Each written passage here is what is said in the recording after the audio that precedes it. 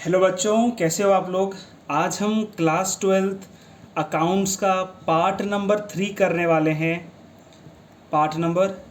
वाले हैं accounting for partnership firms fundamental. हमने पार्ट 1 में पार्टनरशिप के बारे में पढ़ा और पार्ट 2 में हमने rights of a partner and उसी के रिलेटेड कुछ टॉपिक्स पढ़े।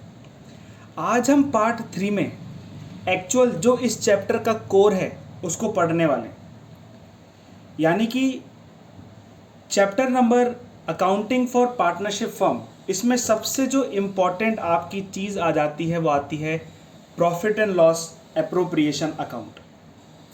अब इसको समझने से पहले मैं आपको एक चीज़ समझाना चाहता हूँ जो आपने क्लास 11th में पढ़ी थी। आपने क्लास 11th में ये पढ़ा था कि हम ट्रायल बैलेंस से ट्रेडिंग अकाउंट बनाते हैं, ट्रेडिंग अकाउंट के नीचे हम P&L अकाउंट बनाते हैं और P&L अकाउंट के बाद हम बैलेंस शीट बना देते हैं। हमने ये पढ़ा था और हमने ये भी पढ़ा था कि P&L अकाउंट में जो नेट प्रॉफिट आता है वो बैलेंस शीट में लाइबिलिटी साइड कैपिटल्स में आ जाता है। हमने ये भी पढ़ा था, लेकिन ये हमने बात पढ़ी थी सोल प्रोप्राइटर की। लेकिन यहाँ पे नेट प्रॉफिट किसी एक बंदे का तो नहीं है, कोई एक व्यक्ति नेट प्रॉफिट को लेकर नहीं जाएगा। नेट प्रॉफिट पे किसी एक व्यक्ति का अधिकार नहीं है, ठीक है। इसलिए क्योंकि ये सोल प्रोप्राइटरशिप नहीं है तो इसलिए हम जो हमारा प्रॉफिट एंड लॉस होता है उसको डिफरेंट पार्टनर्स में बांटते हैं। अब मान लीजिए एक पार्टनरशिप फर्म है जिसमें A बंदा है, B बंदा है और C बंदा है। अब प्रॉफिट हुआ 1 लाख रुपए का। आप मान लीजिए प्रॉफिट हुआ कितने का, 1 लाख रुपए का। तो 1 लाख रुपए ही थोड़ी ना बैलेंस शीट में चला जाएगा, किसी एक बंदे के नाम पे ही थोड़ी ना चला जाएगा सब चीज़ें। मान लीजिए A ने ज़्यादा काम किया तो A को 50,000 मिलेंगे, B ने मान लीजिए थोड़ा कम काम किया तो उसको मान लीजिए 20,000 मिलेंगे, और C सिर्फ अपना नाम दे रहा है तो उसको नाम देने के सिर्फ 30,000 मिल रहे हैं। तो ये दोनों ये जो तीनों लोग हैं इनके जो कैपिटल अकाउंट शो होंगे बैलेंस शीट में वो अलग अलग ही तो शो होंगे। समझ में आ रही है आपको। तो इसलिए हम क्या करते हैं, प्रॉफिट्स को डिस्ट्रीब्यूट करते हैं। हम प्रॉफिट को क्या करते हैं, ये प्रॉफिट को मैं क्या कर रहा हूँ, मैं डिस्ट्रीब्यूट कर रहा हूँ, और वो डिस्ट्रीब्यूशन का काम हम एक अकाउंट में करते हैं जिसको हम बोलते हैं profit and loss appropriation account. देखो इसका फॉर्मेट मैं आपको बता देता हूँ। आप फॉर्मेट बिल्कुल ऐसा बनाइए, यहाँ पे credit debit P&L appropriation account for year ended आप लिख दीजिए। अब जो हमने P&L अकाउंट में जो हमारा नेट प्रॉफिट आया था ना, नेट प्रॉफिट, अब उसको आप यहाँ पे क्रेडिट कर दीजिए।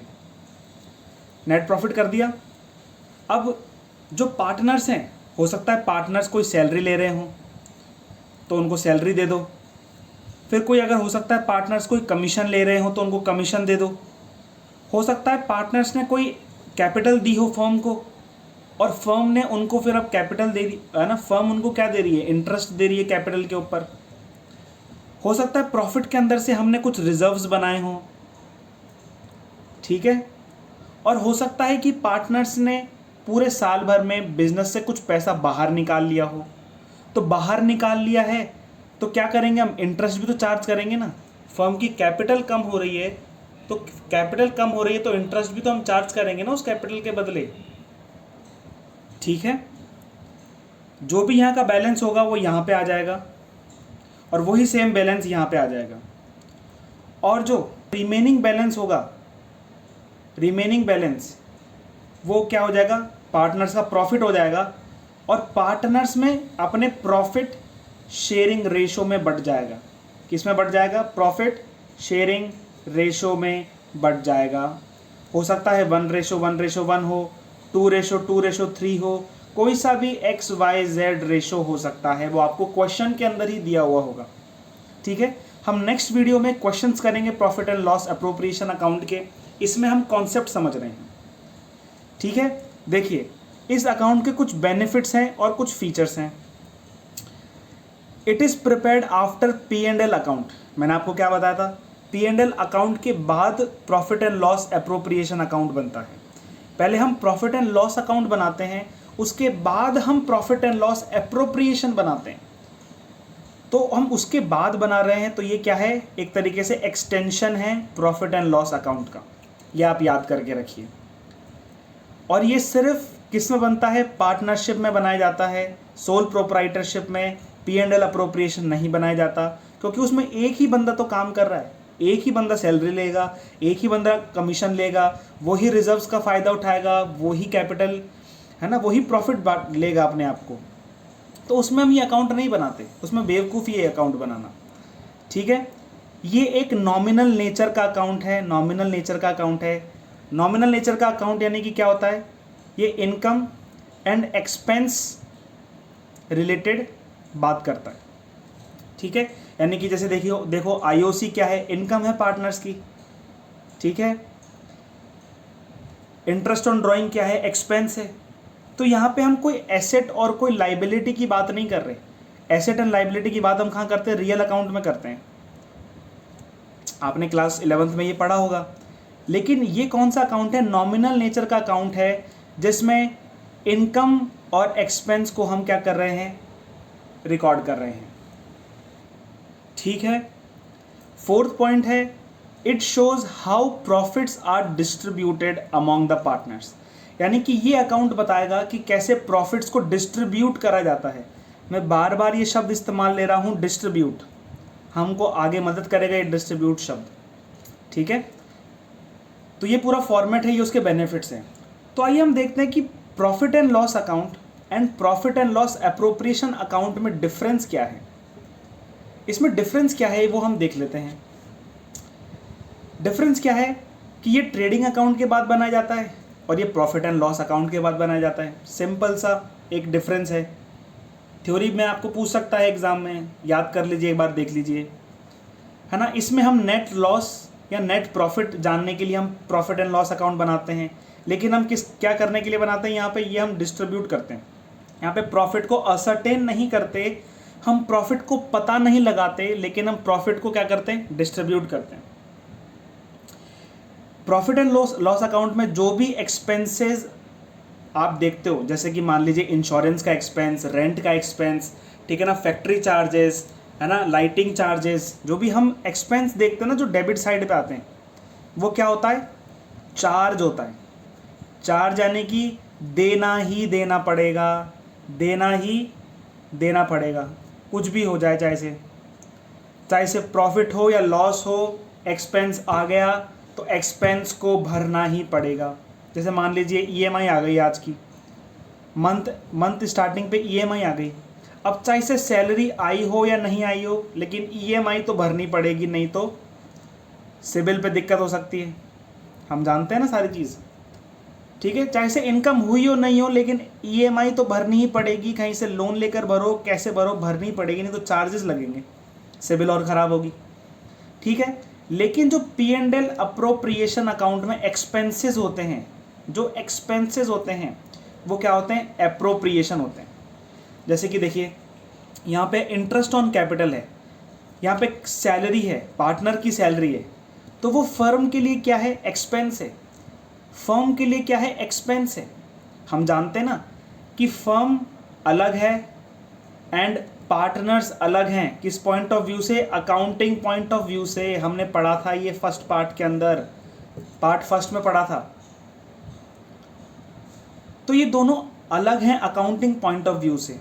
तो फर्म के लिए तो एक्सपेंस हो गया ना सैलरी, फर्म के लिए तो एक्सपेंस हो गया सैलरी, लेकिन यहाँ पे जो भी एक्सपेंस होते हैं ना, वो अप्रोप्रिएशन होते हैं। अगर फर्म को फ़ायदा होगा, अगर फर्म को नेट प्रॉफिट होगा, तभी आपको सैलरी मिलेगी। अगर फर्म को लॉस हो गया तो कोई सैलरी नहीं होगी, कोई IOC नहीं होगी, ठीक है, कुछ भी नहीं होगा यहाँ पे। अगर फर्म को लॉस होगा तो, समझ में आ गया आपको। आ जाओ, प्रॉफिट एंड लॉस अकाउंट जो बनाया जाता है ना, वो पार्टनरशिप एग्रीमेंट से नहीं बनाया जाता, क्योंकि सोल प्रोप्राइटर जो होता है वो भी P&L अकाउंट बनाता है, जो कंपनी होती है वो भी P&L अकाउंट बनाता है। तो पार्टनरशिप एग्रीमेंट में कोई P&L अकाउंट के बारे में नहीं लिखा होता, ठीक है। लेकिन जो P&L अप्रोप्रिएशन है ये सिर्फ और सिर्फ पार्टनरशिप में ही बनाया जाता है। इंडियन पार्टनरशिप एक्ट 1932 उसके तहत ही P&L अप्रोप्रिएशन अकाउंट बनाया जाता है और सिर्फ पार्टनरशिप में ही बनाया जाता है। यह बात को याद रखें। अब सबसे इंपॉर्टेंट पॉइंट है, समझो, यहाँ पे मैचिंग प्रिंसिपल फॉलो किया जाता है। यहाँ पे मैचिंग प्रिंसिपल फॉलो किया जाता है, लेकिन P&L अप्रोप्रिएशन अकाउंट में मैचिंग प्रिंसिपल फॉलो नहीं किया जाता। अब ये मैचिंग प्रिंसिपल क्या होता है, हम उसको समझते हैं। मैचिंग प्रिंसिपल फॉलो किया जाता है जिसमें एक्सपेंस और रेवेन्यू को मिलाया जाता है ना। जब एक्सपेंस हुआ तभी लिखा जाता है, जब रेवेन्यू हुआ तभी लिखा जाता है, ठीक है। नेट प्रॉफिट को क्या करने के लिए, असर्टेन करने के लिए। लेकिन यहाँ पे मैचिंग प्रिंसिपल फॉलो नहीं किया जाता। बताइए क्यों, पूछिए क्यों नहीं किया जाता।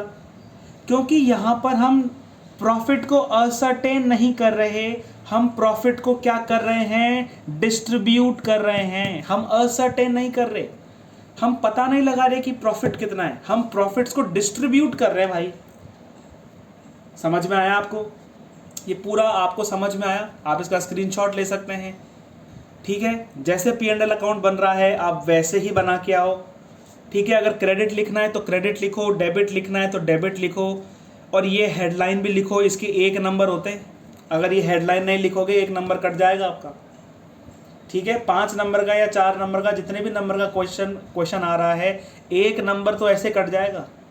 अगर सब कुछ सही करके आओगे और ये सिर्फ नहीं लिख के आओगे 1 नंबर कट जाएगा। फॉर्मेट ढंग से याद करो, ठीक है ना। फॉर्मेट ढंग से याद रखो। क्वेश्चन सॉल्व करने के, है ना, क्वेश्चन सॉल्व करो लेकिन फॉर्मेट के अंदर सॉल्व करो। तो हमने profit and loss appropriation account पूरा देख लिया है। अब हम देखते हैं पार्टनर्स कैपिटल अकाउंट, ठीक है। क्योंकि हमने देखा फर्म और पार्टनर्स दोनों अलग अलग है अकाउंटिंग पॉइंट ऑफ व्यू से, तो पार्टनर्स का एक पर्सनल कैपिटल अकाउंट भी बनता है, जिसमें हम क्या करते हैं, पार्टनर्स कैपिटल अकाउंट, यहाँ पे क्रेडिट, यहाँ पे debit. Opening balance of a partner, ठीक है। अगर वो कोई एडिशनल कैपिटल ऐड करता है तो हम क्रेडिट कर देंगे उसकी कैपिटल बढ़ गई ना, कैपिटल बढ़ गई उसकी। अगर उसको IOC मिल रही है, उसके लिए क्या है, इनकम है, तो हम उसको क्रेडिट कर देंगे। सैलरी मिल रही है, उसके लिए इनकम है, क्रेडिट कर देंगे, है ना। कमीशन मिल रहा है, क्रेडिट कर देंगे। उसको नेट प्रॉफिट मिल रहा है, क्रेडिट कर देंगे। लेकिन अगर पार्टनर ने अपनी कैपिटल के अंदर से ड्राइंग्स कर ली, तो क्या हो जाएगा, डेबिट हो जाएगा। एक पॉइंट आप याद रखो कि अगर पार्टनर अपनी कैपिटल के अंदर से ड्राइंग्स कर लेगा, इसको बोला जाता है ड्राइंग्स अगेंस्ट कैपिटल। अगर पार्टनर्स ड्राइंग कर लेगा अपनी कैपिटल के अगेंस्ट में, तो कोई इंटरेस्ट चार्ज नहीं होगा, ठीक है। क्योंकि जो पैसा उसने लगाया था उसी को तो उसने वापस लिया है, तो कोई इंटरेस्ट नहीं होगा। अगर फर्म का पैसा लेता है पार्टनर, तो उस पर इंटरेस्ट लगेगा। खुद का पैसा ले रहा है तो उस पर कोई इंटरेस्ट नहीं लगेगा, क्योंकि फर्म को उसने ही तो दिया है, फर्म को उसने तो दिया है। और अगर खुद का पैसा वो खुद ही ले रहा है तो उस पर कोई भी इंटरेस्ट नहीं लगेगा। आप ये याद कर लीजिए। कोई ड्राइंग्स है वो डेबिट कर लीजिए, इंटरेस्ट ऑन ड्राइंग्स है डेबिट कर लीजिए। अब अगर प्रॉफिट इधर आ रहा है तो लॉस किधर आएगा, लॉस इधर आएगा, ठीक है। और जो भी बैलेंस अब बचता है, यहाँ पे जो भी बैलेंस यहाँ पे मिला लीजिए, और जो भी बैलेंस बचता है वो क्या हो जाएगा, बैलेंस CD। समझ में आपको। अब पार्टनर्स कैपिटल 2 प्रकार की होती है। एक तो वो होती है फिक्स्ड कैपिटल और दूसरी होती है फ्लक्चुएटिंग कैपिटल। फिक्स्ड कैपिटल यानी कि वो कैपिटल होती है, अब देखो नाम से पता चल रहा है, जिसमें कैपिटल क्या रहती है, वो फिक्स्ड रहती है। कैपिटल रिमेन्स अनचेंज्ड, कैपिटल बिल्कुल अनचेंज्ड रहती है, बिल्कुल अनचेंज्ड कैपिटल रहेगी, कैपिटल में कोई चेंज नहीं होगा। और जो भी IOC, सैलरी, जो भी क्रेडिट होगी ना, वो पार्टनर के करंट अकाउंट में क्रेडिट होगी। समझ में आया। अगर किसी भी क्वेश्चन में आपको दिख रखा है फिक्स्ड कैपिटल, तो आप पार्टनर्स कैपिटल नहीं लिखोगे, आप लिखोगे partners current account. Capital account नहीं लिखोगे, यहाँ पे लिखोगे करंट अकाउंट, ठीक है। और ये कभी भी नेगेटिव नहीं हो सकता। कैसे नहीं हो सकता नेगेटिव, मैं आपको भी करके दिखाऊंगा। और दूसरा होता है फ्लक्चुएटिंग कैपिटल, जिसमें कैपिटल क्या होती है, बीच बीच में बदलती रहती है, ऐड भी हो जाती है, सब्ट्रैक्ट भी हो जाती है, प्रॉफिट भी आ जाता है, चला भी जाता है। तो इसमें क्या हो सकता है, नेगेटिव बैलेंस आ सकता है, ठीक है ना, इसमें नेगेटिव बैलेंस आ सकता है, ठीक है। हो सकता है लॉस इतना ज़्यादा हो जाए कि बैलेंस सीडी ही हम यहाँ पे लिखने को है ना, लिखना पड़े, हमको यहीं पे लिखना पड़े, कुछ भी चीज़ हो सकती है इसके अंदर, ठीक है, क्योंकि फ्लक्चुएटिंग है। अब अगर फिक्स्ड कैपिटल आ जाए तो क्या होगा, कुछ भी नहीं बदलेगा, पार्टनर्स कैपिटल अलग होगा और करंट अकाउंट अलग बनेगा। पहले पार्टनर कैपिटल अकाउंट में आप क्या लिखोगे, बैलेंस लिखोगे, अगर कोई भी ड्राइंग होती है अगेंस्ट कैपिटल, बस इतना ही हमको लिख के छोड़ देना है, ठीक है। आपके एग्जाम्पल एक बुक के अंदर है, उसको आप देख लीजिए, करंट अकाउंट का बिल्कुल आपको क्लियर हो जाएगा, ठीक है। और बाकी सारी चीज़ें सेम रहेंगी, आपको समझ में आ गया। अगर मैं बात करूं जर्नल एंट्रीज की, इस चैप्टर में जर्नल एंट्रीज बहुत कम पूछी जाती है, लेकिन अगर फिर भी आपको जर्नल एंट्रीज सीखनी है तो मैं आपको बता देता हूं। देखो, हम सबसे पहले कौन सा पैटर्न फॉलो करते हैं, हम पहले तो अलाउ करते हैं कोई भी एक्सपेंस को या इनकम को, और दूसरा उसको क्लोज करते हैं। पहले हम उसको अलाउ करते हैं, फिर उसके बाद क्लोज करते हैं। क्योंकि पार्टनर्स और फर्म दोनों अलग अलग है, इसलिए सबसे पहले हम पार्टनर्स के कैपिटल अकाउंट में उसको क्या करते हैं, अलाउ करते हैं, और फिर फर्म के अकाउंट से क्या करते हैं, क्लोज करते हैं। ये सबसे पहले आप याद रखो, ठीक है। अब देखिए कैसे एंट्री की जाती है। सबसे पहले अगर हमको मान लीजिए इंटरेस्ट ऑन ड्राइंग लगानी है, तो हम क्या करेंगे, पार्टनर्स कैपिटल अकाउंट डेबिट, देखो यहाँ पे 2 पहले से लिख रखा है, तो 2 IOD अमाउंट से ये एंट्री हो गई अलाउइंग की। अब वैसे सारी एंट्री कर लो। ड्राइंग्स की एंट्री क्या होगी, partner capital account debit to drawings. अगर कोई ड्राइंग्स अगेंस्ट कैपिटल है तो क्या होगा, partners capital account debit to cash and bank. अगर मान लीजिए IOC की एंट्री करनी है, अलाउ की एंट्री करनी है, IOC की, दोनों एंट्री साइमल्टेनियसली होगी, पहले अलाउ करना है फिर क्लोज करना है। तो पहले IOC अलाउ कर दो, यानी IOC account debit to partners capital account, ठीक है। Salary account debit to partners capital account, देख लो, salary account debit to partner capital account. यानी आप ये बोल सकते हो कि जो भी क्रेडिट में आ रहा है ना, उसको डेबिट में लिख दो। मैं आपको शॉर्टकट बता रहा हूँ, शॉर्टकट आपको करना, लेकिन मैं बता रहा हूँ आपको शॉर्टकट। जो भी पार्टनर्स कैपिटल में क्रेडिट आ रहा है ना, उसको कहाँ लिख दो, डेबिट लिख दो, और पार्टनर्स कैपिटल को क्या कर दो, क्रेडिट कर दो। जो भी डेबिट में लिखा हुआ आ रहा है ना, यहाँ पे जो भी डेबिट में लिखा हुआ आ रहा है उसको क्या कर दो, देखो 2 लिख रखा है, और हम क्या करते हैं, हमको पता है पार्टनर्स कैपिटल 2 IOD, तो यहाँ पे 2 IOD तो पहले से लिख रखा है, तो हमको क्या करना है, partner capital 2 IOD, partner capital 2 IOD, partner capital 2 drawings, partner capital 2 cash and bank. और यहाँ पे उल्टा कर दो, salary 2 partner capital, IOC 2 partner capital. हो गया कंप्लीट, जनरल एंट्रीज पूरी हो गई। अब हम देखते हैं प्रॉफिट एंड लॉस एप्रोप्रिएशन की क्या जनरल एंट्रीज होती हैं। देखो यहाँ पर भी 2 2 2 पहले से दे रखा है हमको, यानी कि profit and loss appropriation account debit to salary, profit and loss appropriation account debit to commission of a partner, to interest on capital, to reserve, to profits. समझ में आ रही है आपको? देखो कितनी आसान चीज़ है। जो जनरल एंट्री को हमने इतना ज़्यादा हवा बना रखा था, वो कितनी आसान है। और अब यहाँ पे वही उल्टा आ गया, interest on drawing debit to P&L appropriation. यहाँ पे हम क्या कर रहे हैं, क्लोज कर रहे हैं।